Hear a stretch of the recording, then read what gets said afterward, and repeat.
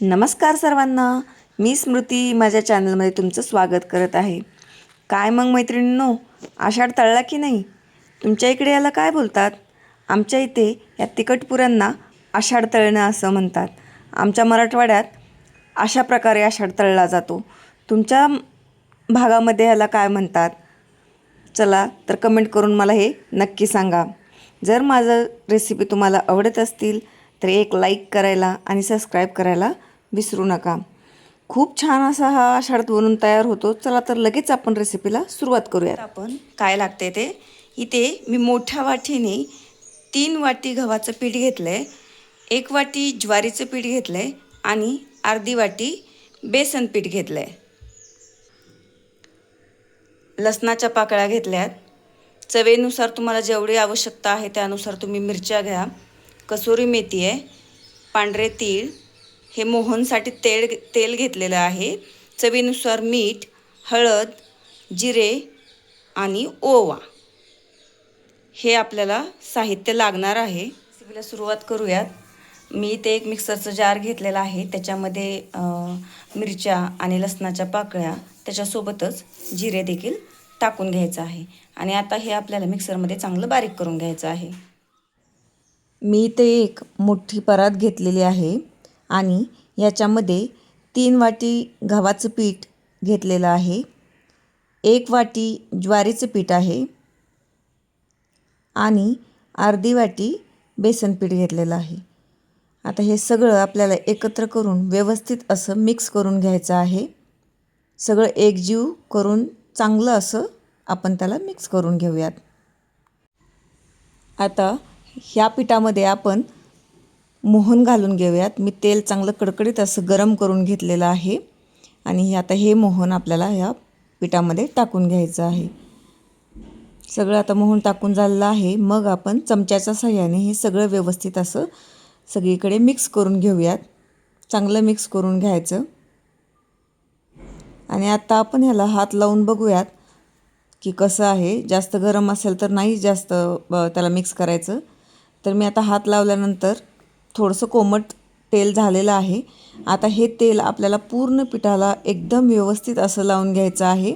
त्याच्यामुळे आपला हा तळणीचा पदार्थ एकसर तळला जातो आणि व्यवस्थित खुसखुशीत असा बनतो. त्याच्यामुळे ही प्रोसेस एकदम महत्त्वाची आहे. छान असं सगळीकडे हे मोहन व्यवस्थित लावून घ्यायचं आहे.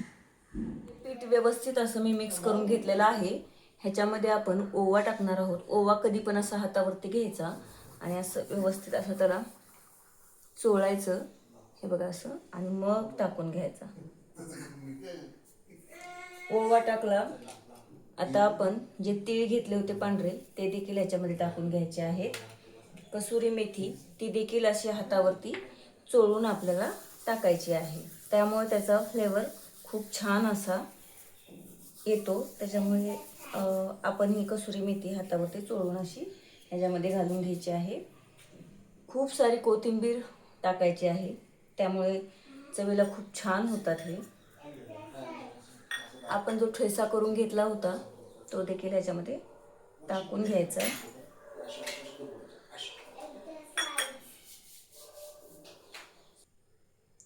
हळद टाकून घ्यायची आणि चवीपुरतं मीठ.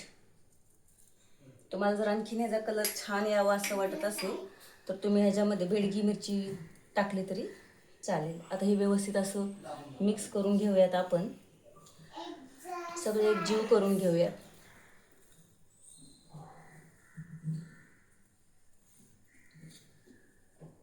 आता याच्यामध्ये आपण थोडं थोडं पाणी घालून त्याचं व्यवस्थित असं पीठ बनवून घेऊयात. थोडं थोडं पाणी घालायचं आणि व्यवस्थित त्याचा गोळा बनवून घ्यायचा आहे आपल्याला. चला तर आता ह्याचा एक आपण व्यवस्थित असा गोळा बनवून घेऊयात. हे बघा, आता हे माझं पीठ भिजवून झालेलं आहे. जास्त पातळ नाही करायचं, हे असं थोडंसं घट्टच असं तिंबून घ्यायचं. आता आपण ह्याला एक 15 ते 20 मिनिट असंच भिजू देऊयात आणि नंतर लगेच पुऱ्या करायला घेऊयात. आता एक असा छोटा पिठाचा गोळा बनवून घ्यायचा आहे. तुम्हाला जेवढी साईज हवी आहे त्यानुसार त्याला थोडंसं पीठ लावून घ्यायचं आणि पातळ असं लाटून घ्यायचं. त्याच्यामुळे काय होतं ना, एकदम आपल्या कडक अशा पुऱ्या बनून तयार होतात. तुम्हाला जसा आकार हवा आहे तसा तुम्ही बनवू शकता. हे बघा, असं व्यवस्थित असं त्याला लाटून घ्यायचं आहे. खूप छान होतात. रेसिपी ट्राय करायला विसरू नका. आणि आमच्या भागामध्ये हे असं त्याला मिडलमध्ये कट करून मग तळतात. तुम्हाला असं गोल पुऱ्या बनवायच्या असतील तरी देखील तुम्ही बनवू शकता. गरम झालं आहे, आता आपण ह्यात एक एक करून सोडून घेऊया.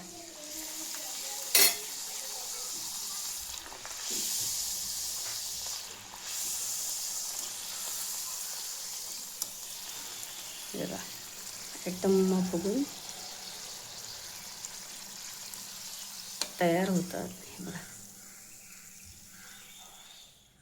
हे बघा, आता सगळ्या पुऱ्या मी अशा प्रकारे तळून घेतलेल्या आहेत.